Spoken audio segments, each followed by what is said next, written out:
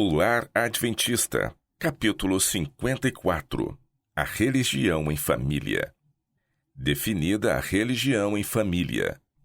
Religião em família consiste em criar os filhos na doutrina e admoestação do Senhor.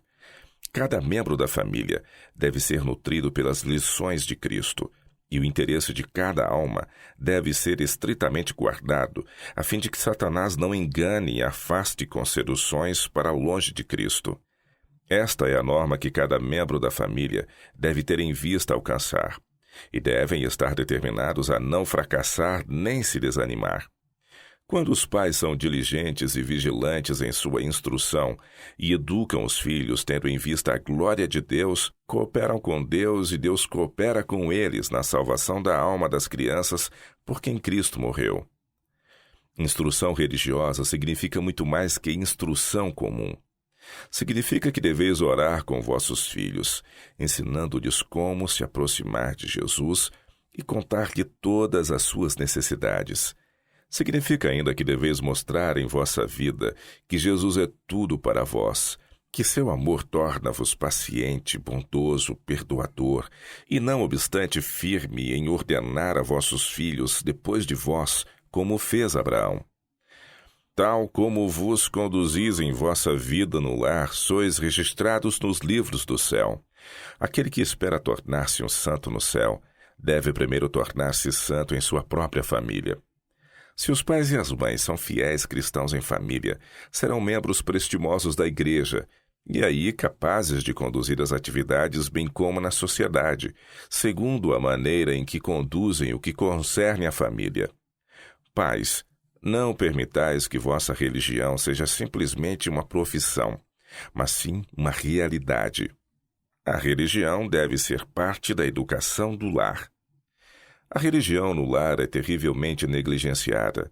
Homens e mulheres mostram um maior interesse em missões estrangeiras, dão liberalmente para esse fim e procuram satisfazer sua consciência na suposição de que, dando para a causa de Deus, expiam sua negligência de dar um exemplo correto no lar.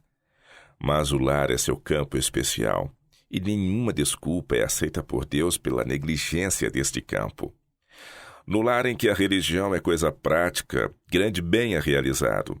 A religião levará os pais a fazer exatamente a obra que Deus lhes designou fizessem no lar. Os filhos serão criados no temor e admoestação do Senhor. A razão por que os jovens do presente não são mais inclinados para a religião é que sua educação é defeituosa. Não se exerce para com os filhos verdadeiro amor quando se lhes permite tolerar paixões ou quando a desobediência a vossas determinações é deixada sem punição. Quando a haste é torta, a árvore cresce inclinada. Se espera que a religião influencie a sociedade, deve ela influenciar primeiro o lar. Se os filhos forem ensinados no lar a amar a Deus, temê-lo, quando saírem para o mundo estarão preparados para educar suas próprias famílias para Deus, e assim o princípio da verdade será implantado na sociedade e exercerá influência marcante no mundo. A religião não deve estar divorciada da educação do lar. A religião no lar precede a religião na igreja. No lar é posto o fundamento da prosperidade da igreja. As influências que regem a vida no lar são levadas para a vida da igreja. Portanto, os deveres eclesiásticos devem começar no lar. Quando tivermos bom lar religioso, teremos boas reuniões religiosas. Sustentai a fortaleza do lar, consagrai vossa família a Deus, e então falai e agi em casa como cristãos. Sede bondosos, longânimos, pacientes no lar, sabendo que sois professores. Cada mãe é uma mestra, e toda mãe deve ser aluna na escola de Cristo, a fim de poder saber como ensinar e poder dar a moldagem correta e a correta forma de caráter a seus filhos. Onde há falta de religião no lar, de nada vale profissão de fé. Muitos estão enganando a si mesmos por pensar que o caráter será transformado na vinda de Cristo, mas não haverá conversão de coração em seu aparecimento. Temos que nos arrepender de nossos defeitos de caráter aqui, e pela graça de Cristo precisamos vencê-los enquanto dura a graça. Este é o lugar para nos prepararmos para a família do alto. É grandemente necessária a religião no lar. E nossas palavras aí devem ser de um justo caráter, ou nossos testemunhos na igreja de nada valerão. A menos que manifesteis mansidão, bondade e cortesia no lar, vossa religião será vã. Se houvesse mais genuína religião doméstica, mais poder haveria na igreja. Terrível engano procrastinar a instrução religiosa. É coisa muito grave deixar que os filhos cresçam sem o conhecimento de Deus. Os pais cometem um terrível erro quando negligenciam a obra de dar a seus filhos instrução religiosa, pensando que tudo resultará bem no futuro e que, ao se tornarem mais velhos, estarão ansiosos por uma experiência religiosa. Não vedes, pais, que se não plantardes a preciosa semente da verdade, do amor, de atributos celestiais no coração, Satanás semeará o campo do coração com joio? Muitas vezes é permitido às crianças crescer sem religião, porque os pais pensam que são demasiado jovens para ter sobre si deveres cristãos. A questão de deveres dos filhos no que respeita à matéria religiosa deve ser decidida de maneira absoluta e sem hesitação enquanto são membros da família. Os pais estão no lugar de Deus em relação aos filhos, a fim de dizer-lhes o que devem e o que não devem fazer, com firmeza e perfeito domínio próprio. Cada esforço por eles feito com bondade e autodomínio cultivará em seu caráter os elementos de firmeza e decisão. Pais e mães estão presos ao dever de estabelecer esta questão bastante cedo, para que a criança não pense em quebrar o sábado, em negligenciar o culto religioso e a oração em família mais do que pensaria em roubar. Os pais devem, com as próprias mãos, construir a barreira. Desde a mais tenra idade, uma educação sábia nos moldes cristãos deve começar a ser levada avante. Quando o coração das crianças é suscetível de impressão, deve-se lhes ensinar sobre as realidades eternas. Os pais devem lembrar que estão vivendo, falando e agindo na presença de Deus. Pais, que procedimento estás adotando? Estás agindo com base no pensamento de que em assuntos religiosos devem vossos filhos ser deixados livres de qualquer restrição? Estás deixando-os sem conselho ou admoestação através da meninice e juventude? Estás permitindo que façam o que bem lhes apraz? Se assim é, estás negligenciando as responsabilidades que Deus vos deu. Adaptar a instrução à idade. Tão logo sejam os pequenos capazes de compreender, devem os pais contar-lhes a história de Jesus, a fim de que bebam nas preciosas verdades concernentes à criança de Belém. Imprimir na mente das crianças sentimentos de singela piedade, adaptados aos seus anos e possibilidades. Levai vossos filhos em oração a Jesus, pois ele lhes tem tornado possível o aprendizado da religião, ao aprenderem os rudimentos da linguagem falada. Quando bem jovens, os filhos são suscetíveis a divinas influências. O Senhor toma essas crianças sob seu especial cuidado, e quando são criadas na doutrina e admoestação do Senhor, tornam-se um auxílio e não um entrave aos pais. Ensino religioso no lar. Pai e mãe são responsáveis pela manutenção da religião no lar. Não acumule a mãe sobre si demasiados cuidados, de maneira que não possa dedicar tempo às necessidades espirituais de sua família. Busquem os pais a orientação de Deus em sua obra. Ajoelhados em sua presença, adquirirão verdadeira compreensão de suas grandes responsabilidades, e aí podem encomendar os filhos àquele que jamais erra no conselho e instrução. O pai de família não deve deixar à mãe todo o cuidado da ministração de ensino espiritual. Grande obra deve ser feita por pais e mães, e ambos devem desempenhar sua parte individual em preparar os filhos para a grande revista do juízo. Pais, tomai convosco vossos filhos em vossos exercícios espirituais. Envolvei-os nos braços de vossa fé e consagrai-os a Cristo. Não permitais que coisa alguma vos leve a recuar de vossa responsabilidade de educá-los retamente. Não consintais que nenhum interesse secular vos induza a deixá-los para trás. Nunca permitais que vossa vida cristã os isole de vós.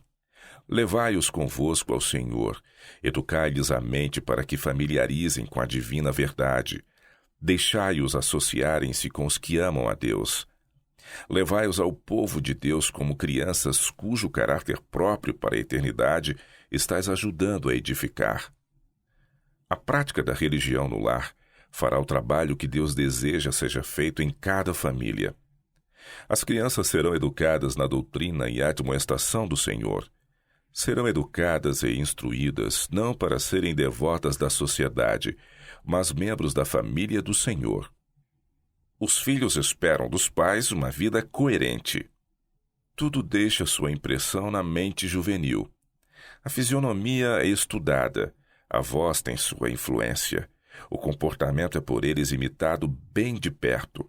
Pais e mães irritadiços e impertinentes estão dando aos filhos lições que algum dia eles dariam ao próprio mundo se este lhes pertencesse para desaprenderem.